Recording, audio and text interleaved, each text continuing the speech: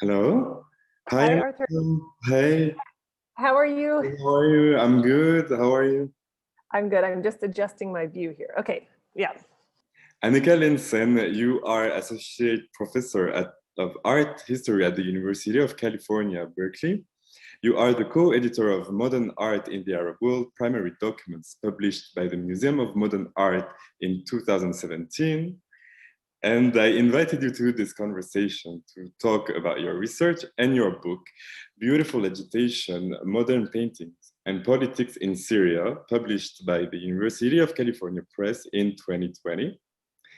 This book focuses on Syrian artists, and more precisely on three artists, Khalil Gibran, Adham Ismail, and Fatah Mudarris. And to start this conversation, I'd like to explain us why you decided to group together these three figures of Syrian art for your book. Sure. Well, and thank you so much for this invitation to be in conversation with you, Arthur, and all that you're doing. And it almost felt like a retrospective looking at the work co-editing the Modern Art in the Arab World volume, which of course also informed my book, Beautiful Agitation, Modern Painting and Politics in Syria. You know, it's a good question. Those three artists work in what become very different circumstances. Khalil Gibran is a much earlier artist at the start of the 20th century, and Adham Ismail and Fateh al-Mudarris are later, both born in the 20s, but mostly active in the 50s, and then onward for Mudarris. And the other key difference, which I suppose is guiding your question, is that Adham Ismail and Fateh al-Mudarris, you know, work and recognize themselves within a modern nation state named Syria. Khalil Gibran, while always very connected to an idea of Syria, was born outside those territorial denotations.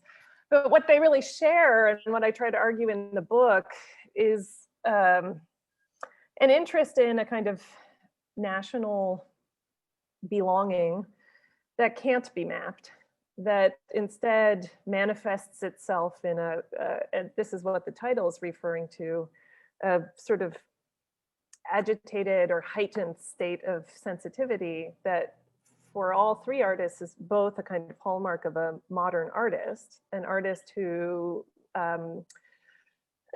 can't sort of confine themselves to a conventional task of mere representation, but instead has a kind of sensitivity or anxiety that doubles as insight, that needs to make itself onto a surface and become the content of an artwork. I see Gibran as a progenitor to the kind of later mode of that same agitated kind of relationship to the task of the artist that Ismail and Mudarris have. And, you know, they both read Gibran when they were younger. So in a way, actually, in the construction of the book, the Mudarris and the Ismail chapters I wrote first, and then realized that the story was incomplete if I presented it as beginning with the official ostensible age of independence, that actually those kinds of aesthetic states start much earlier and have a history, an intellectual history, a political history.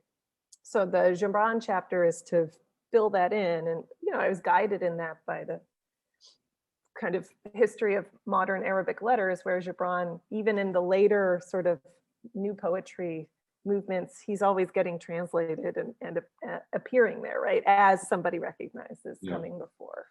So in order to give the most robust insight into this modernist formation, those three sort of anchor that analysis. And I have another chapter in there that doesn't have a single artist at the center, but tracks the way that the colonial incursion of from the 20s to the 40s also structures an idea of emotion, you know, of authenticity that then gets delivered to the later decades and activated again.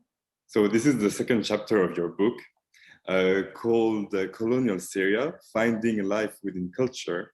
And in this chapter, you analyze the historical and political context of Syria, starting in 1920, when the French troops arrived in the region, and the territories of Syria and Lebanon separated, and both became French mandates. Right. You described the strategy of the French mandate in Syria as, I quote, a caretaker revivalism. Why was it important for France to revive the Arab Islamic culture identity in the country? Yes, thank you for that question. This was a really, this is another chapter that I sort of put into the book as a way to arrive at the 50s and the 60s, but it ended up being really the crux of my whole argument. And the caretaker revivalism exercised by the French seems to have achieved a couple of aims. One aim I learned about through the work of Hegnar Wattenpaugh, who, most of her work began earlier in the Ottoman period, sort of Ottoman treatments of the Mashriq. And she was really interested in how the French strategies and policies of the 20s seemed to be very explicitly anti-Ottoman. Yeah. So in an effort to shore up French authority, and of course that involves then creating in the population, or attempting to create in the population, a kind of identification with Lebanon or with Syria as an entity that didn't have political resonance in the same way before, right? As a name for a state with a standing military and things like that. She was interested in the efforts to cast the Ottomans as the occupiers and the pre-Ottoman Arab past. These dynamics are already present, but the French came in with a tactical strategy for sidelining the Ottomans in an effort to sever any latent allegiances, right? And to sort of heighten in Syria, which France is administering as a majority Muslim country. Yeah. In Syria, then the emphasis is on a kind of Arab past. So that's one element of the revivalism that we see in Syria. The other element, and this was really, people have written about this, but in looking through the colonial archive, researchers really struck by all of the ways that the much longer French presence in North Africa and in Senegal and other parts of Africa, 100 years of occupation, gave the French colonial officers a script for what to do in the capital city, for instance, of a new territory. So by the time France comes into Syria in the role of an administrating body, they already know that their script involves pointing to the artisanal sector as something threatened by modernity, starting to study it in a systematic way, codifying the sort of surviving, ostensibly authentic practices, sort of copywriting them, and then redistributing them under an authorizing banner of sort of quality control to the population. So, the founding plans for the French mandate include, we're going to have a school of Arab crafts, we're going to have a center for archaeological training. What then becomes interesting is that the efforts at the School for Arab Crafts are very half-assed. They don't manage to do anything. They don't get any artisans interested. Yeah. Instead, they have this totally eccentric figure of Eustache de Lorey, who constructs the environment like the one you have up on the slide, this like home where he receives guests. And yet, I'll just say one last thing, the caretaker revivalism then takes a turn in the 20s where there's a kind of intellectual investment in the ethnographic oddities of what can be found there. And the idea of Damascus as a research hub takes on a cast that isn't only about crafts anymore, but about other kinds of questions about culture. So in October 1922, the French Institute of Archeology and Islamic Art was created by the French Foreign Ministry, and its portfolio was given to Eustache de Lorey. Yes. What were the missions of the institution? And here we have the example of the restoration of the Azam Palace in Damascus. Yes. And next to it, So it is a drawing by a student of Abdel Wahab Abu al Saud, who Yes. was recruited by this Eustache de Lorey. Yeah. Yes, yes, and I mean this is the perfect pairing of that task. And I'll just say, I drew very gratefully on work by other scholars also looking at Eustache de Lorey. Finbar Barry Flood, an Islamic art historian, has worked a little bit on de Lorey, and my colleague Salim El Baloli has also looked at de Lorey. And it's funny the way that we characterize him. The man started as like a pianist in Monte Carlo, or like he had 100 lives as a cultural practitioner, and he also, like so many late 19th century formations of French aspiring colonial figures, he sort of volunteered at some archaeological digs and accrued a kind of expertise in practice in these excavations in Persia and things like that. Yeah. So I'm giving you that background as his role under this broad caretaker revivalism is quite interesting. He did hold the official responsibility of serving as an inspector of arts in the schools. And the French, sort of main French primary school system included drawing lessons that had been instituted in the 19th century in France and all of its holdings to prepare citizens for industrial modernity.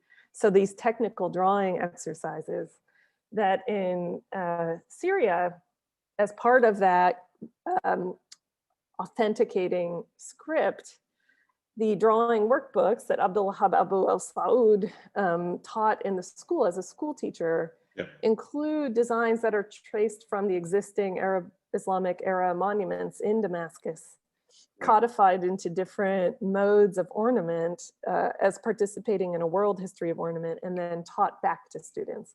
And in the book, I talk a little bit about how the memory of those lessons in the memoirs of an artist like Edhem Ismail, who comes later, but also in other figures in Syria, Ghazi el-Khaldi, who was a sort of regime figure who wrote a lot of art criticism.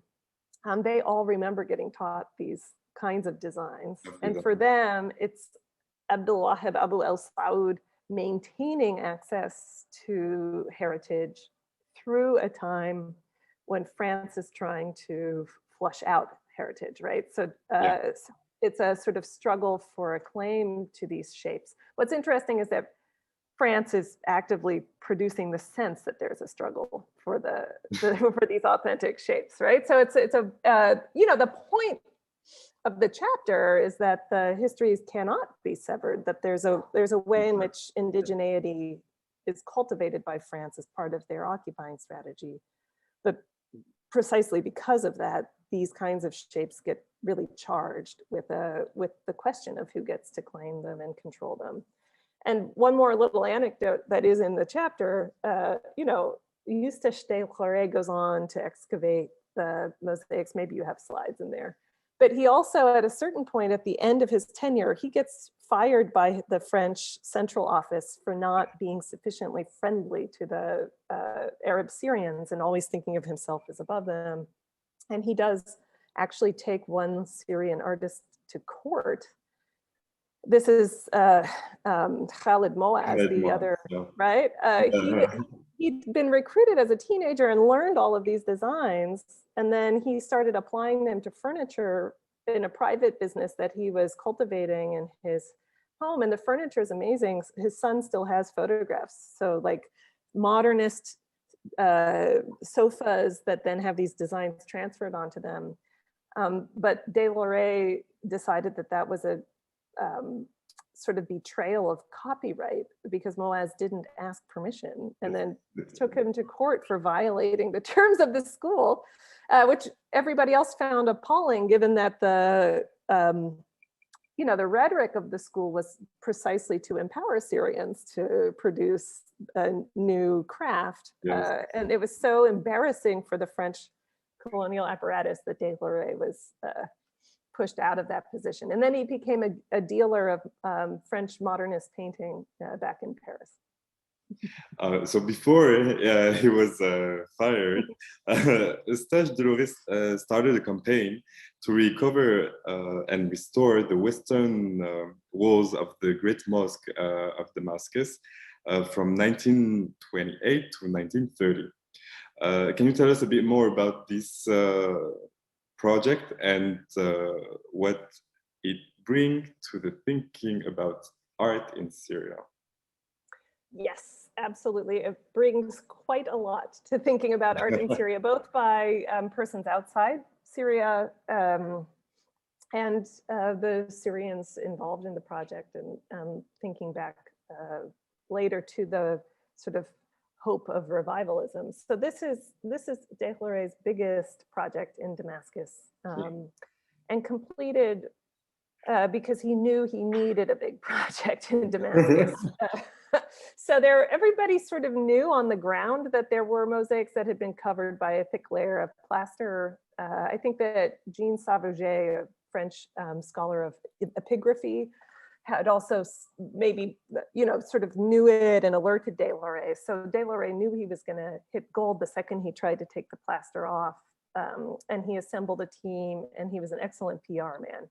So it was a sort of final multi-year project to remove the plaster and make determine what this stunning expanse of a vast mosaic decorative program in one of the earliest standing monuments of the Muslim religion in the Mashriq, right? So the Umayyads are the first dynasty, and as such, first, Muslim dynasty, and as such really represented for art historians a question about the uniqueness and specificity of Muslim decorative program and Arab Muslim decorative program. Because if you're converting from Byzantine investment in iconography to this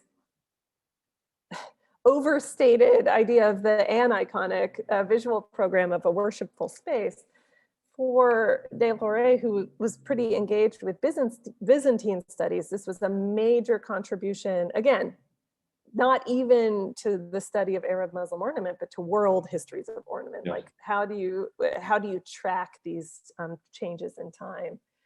The other really interesting thing about the excavation, and I talk about this in the book as a way to measure shifting regimes of visuality. If you uncover a mosaic, the mosaic is attached to the wall, and it's really hard to exhibit it. And in 1927, 28, 29, the photographic technology is black and white, and the stunning aspect of mosaics in part have to do with their treatment of color combinations, and even the gold, the actual construction of the mosaic tile with a kind of glinting visual effect. So de Lorey has to figure out how to tour his find, because it's not sufficient to just release an unillustrated notice of these stunning mosaics that may hold the key to this transition to an all new ornamental system. And so what we see in this photograph of the students from the School of Modern Arts is de Lorey's plan to make a 1-to-1 ratio copy of the mosaic using hand labor of these students that he was training in drafting methods at the school, to go there with their little tiny, I look at these minuscule easels, Arthur. It's a very staged photograph, right? So we can see how the dramatic cropping produces a modern picture, and then the mosaic itself becomes about this oscillation between what is clearly the demonstrable past, but the ever-present possibility of a modern picture if you crop properly and send it around, become interested in edges and compositional questions, which is how one of the ways to define modern composition. So he has this team of artisans help. They do the little segments, and then the pieces are sent sort of stacked and then reassembled at the site of exhibition to produce the same scale of mosaic. And this really just shows how the age of mechanical reproduction places pressure on the questions of what an original artwork is supposed to provide. They had all of these ways to promise that the color combinations are the same, But of course, the painting on the left, which is the copy, right? That's the assembled copy that was put on boards. Gold, for instance, is just pigment. So the gold isn't right to the way it is in the actual place. And then all of the questions then are raised about spectatorship, about originality, where the kind of original life of an artwork actually resides. And part of my bigger argument is that it's exactly when these surfaces start moving all over the place that an idea of a deeper presence, that is the actual creative pulse of art, Yeah. you sort of start to feel there's something deeper that can't be exhibited. And it's that like that investment in a deeper presence that becomes so powerful in the ex-colonial era as something to claim again, so that art is always refreshed rather than a copy, rather than like a dead painting that gets sent as a bunch of sheets of paper. The one discourse, and it's one Gibran was interested in too, is just this something beneath that is actually the stuff that artists are supposed to be manipulating, and it can't be captured sufficiently in just like pigment and paper. There's something else there to claim. In the meantime, in 1925, the Institute of Ethnology was founded in Damascus in order to better manage colonial resources. Can you define what you called in your book colonial ethnology? And can we say teaching ethnology is part of a colonial process? Yes, and I will correct one thing, which is that the Institute of Ethnology was established in Paris, not in Damascus. Although, of course, the Institute of Ethnology established in Paris is established with recognition that there are colonial centers all over the world that French students becoming area experts are going to be sent to. So, one of the main political events that the book sort of marks and thinks through is the Syrian revolt against the French occupation in 1927. And on the Syrian side, that revolt's important for a variety of ways, but specifically for culture, it prompted a lot of young intellectuals who were very sympathetic to the revolt to ask themselves why it hadn't fully succeeded. These are the questions we always ask ourselves: who aligned with it and who didn't, and what their motivations were. And one way to try to answer that question did involve thinking about stratified cultural systems by maybe community or religion, all of the differentiation that enters into political analysis. On the French side, there was, of course, the question of how to make sure this never happens again. Yeah.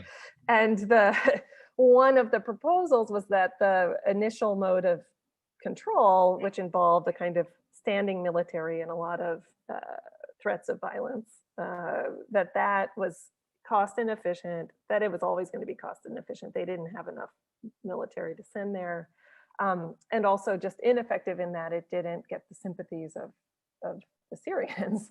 So the Institute of Ethnology in Paris is a really interesting place. It shifts what is taught to young aspiring French colonial subjects who may be very sympathetic to the colonial populations they're going to go collaborate with, but still sort of are arms of the larger edifice of a kind of claim to these territories. And what it does is teach these French students, some of whom are from France and some of whom are from the actual colonized settings, to undertake studies of cultural mores, of value systems, of the kinds of structures that give meaning to the everyday world, with the idea that if these students understood both the content of those cultural systems, but they also understood how to continue to study them, they'd be much more flexible and effective, yeah. in the settings that they're dispatched to. And so that, then the question is, what do you use to teach those questions in a classroom. And again, in France, that's where the holdings of museums of like ethnographic objects that had been collected for their aesthetic properties now get also engaged as insight into culture, not just into aesthetics, for instance. So it's a big shift in how to relate to these specimens from settings in different cultural settings. Yeah. Here we have a picture, so on the slide, of the work of Albert de Bushman, who focused on the nomadic Isba tribe. Can you tell us a bit more about this work? So we can see that like these are sort of jewelries. Actually, yes, those are more like textiles that, yes. So this is, again, as I say in the book, this colonial, he was in the Camel Corps, the French Camel Corps that was trying to settle the nomadic tribes in the Syrian desert interior. And one of the things he did while negotiating with tribal heads and sorting out the population into the French categories of recognized or unrecognized is to apparently either confiscate or probably purchase some of the dressings on the steads, like the camel steads of the tribal leaders. So on the left, we have like a disarticulated full set of how a camel would be dressed. For I think for the spouse of the tribal head. So it's all of the different textiles arranged on the page so we can see them, labeled with the dialectical, like the dialect names for these elements, presented in a collection page after page of the different elements of tribal life, which Arthur, of course, they're collecting right as they're trying to end tribal. I mean, it's the most internally and cruelly incoherent project that is also totally recognizable from these colonial scripts, where you're like trying to exterminate a mode of life, and yet collecting the little elements of what it had been in a larger bid to sort of document progressive time with French colonial interests at the head of them. So the other image that you've selected here, I'm really struck by. This is a lovely painting by Khaled Moaz, one of the Syrian artists who, as a young teen, was trained at the School of Arab Arts that we were just talking about. And if you look closely at how he's dressed the horses here, you can see that he is dressing them in the sort of taxonomic vocabulary of how the French camera eye and ethnographic eye was getting the information about those modes of life. But as I write in the book, it's interesting to me that here we have what seem to be the three actual heads of the community. We have persons, agents, people who have to be negotiated with, and they're like reunited with the materials. And of course, they're holding guns and they're on the much faster horses. So it's a reimagining of what these what these dressings meant at the time. And it's painted with a kind of gouache medium that Moaz's French teachers were also using. And as a side note, the same school also hosted these Orientalist painters that were coming from France from time to time. And they were charged with making picturesque views of Syria. And they always used this gouache medium because it dries, it's much drier, and it allows for a lot more detail. And so it already looks more scientific than like an oil painting, because the way you have to paint with it is to trace the factual details of the stuff. So it's interesting to me that Moaz uses that medium and then gives us this much more complex scene of how power is getting negotiated in the same moment. After the Great Syrian Revolt between 1925 and 1927, some Syrian students arrived in Paris to complete their studies, such as Zaki al-Arsousi, Jamil Saliba, and Kadem Dahestani. So what were the impacts of the ethnological studies on these Syrian students who were actually in France? Right. Yeah, thank you for that question. And the impact is different for each of them, I think. In the book, I do try to make the argument that Yeah. for a large cohort of students coming to the Sorbonne in this late 1920s, right after the founding of the Institute for Ethnology, their training at the school includes an expectation they might gain training at the Institute of Ethnology. And that in itself is interesting because the Institute of Ethnology finds it useful to have students from the actual colonial settings that they're training students to go to present in the same classroom, learning the same methods of analysis, right? So it's, I mean, all of this is interesting. You know, you imagine you going to study in Paris and you have a whole class on Lebanese tribalism or something, right? And you have to both learn these sets of terms that are not going to resonate because they're so abstracted and distancing. They're, you know, and yet you have to also be the native informant and yet learn how to do them right. That is a dynamic that is still offered to foreign students, certainly in US institutions, and it's a very complex dynamic. So we have a whole generation of students, also students from French-held African countries. The founders of Negritude, Senghor, writes in his memoirs about that experience. And we have Syrian students also coming, making really good, meaningful friendships with aspiring colonial officers, studying with Massignon, this figure who long had a hand in the colonial enterprise, who's a mystical figure and suggests that all of Islamic aesthetics are based on Mutazilite atomistic theory. He's offering those ideas back to the Syrians themselves, and they're rummaging through their memories to determine if it makes any sense. And the whole time it's in the context of learning modern social science that will help native sons be better at statecraft when they return to their countries. You know, and France promises to return the hands of government and the kind of social contract to these figures. So it's a really powerful contradiction that they are living and thinking about and asking themselves about models of cultural modernity, where to actually stand in order to undertake the study. And the question of visual evidence versus other kinds of evidence, sort of like cultural structures that you can't see versus visual structures that you do see. For me, that's a kind of key question that most students in this generation end up leaving with precisely that question. Like, can I figure out more by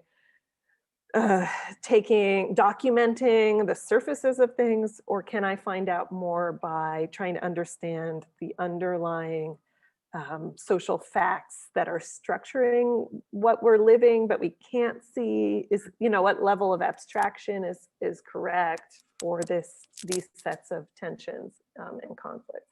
And not everybody comes away like Zaki Arsuzi, who, you know, in the colonial records, everybody seemed to think he was a terrible student who never went to class. He emerges with the most poetic view.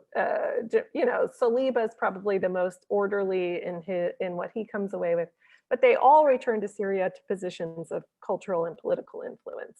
So this formation is really important for what then gets propagated as part of the anti-colonial struggle in the coming decade.